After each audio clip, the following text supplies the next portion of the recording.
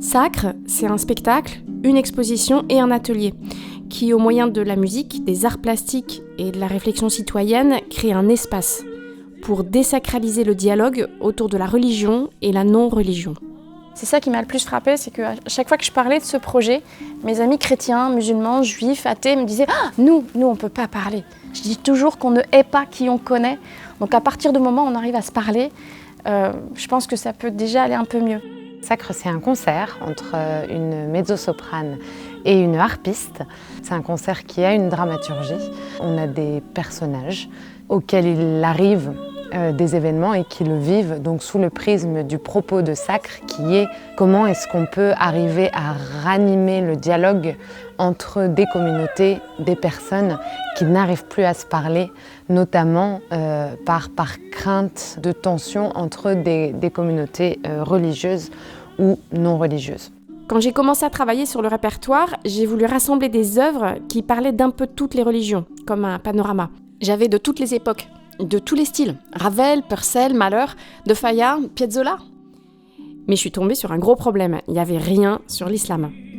De là est née l'idée de commander au compositeur Philippe Schoeller une œuvre qui réunirait les 3 grandes religions monothéistes, avec un extrait de la Torah, un extrait du Nouveau Testament et un extrait des hadiths, la parole du prophète. Alors le travail des langues était passionnant parce que j'avais toujours, évidemment comme chacun, une idée de ce que c'est que l'arabe, l'araméen et l'hébreu, mais les avoir comme matériau musical était une découverte et un champ d'invention extraordinaire.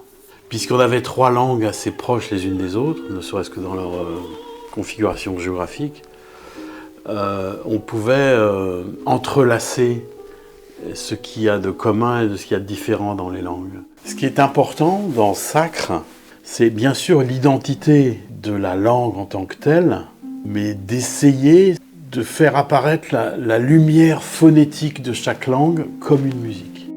Moi, le challenge dans ce projet, c'est que je chante en 9 langues. Et avec ce projet Sacre, aller s'adresser surtout à des publics qui n'ont pas l'habitude de venir au concert.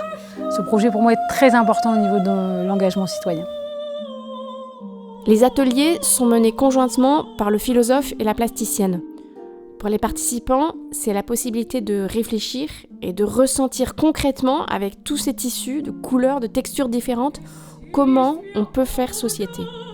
Les œuvres d'art ne disent pas d'une manière confuse ce que l'on pourrait expliquer d'une manière très claire sur le plan conceptuel, mais les œuvres d'art, peut-être, arrivent à dire avec leurs propres moyens ce qu'on ne peut pas dire autrement. Il est important de s'adresser précisément, on va dire, au cœur, à la sensibilité, à l'intelligence sensible des gens.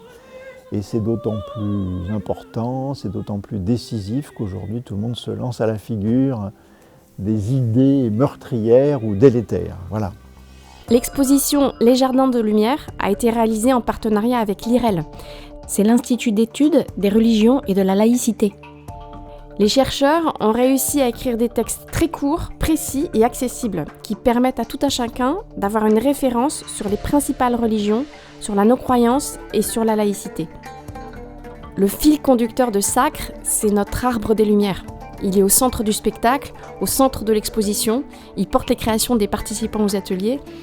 C'est un arbre de la laïcité un peu particulier. Il est en constante évolution.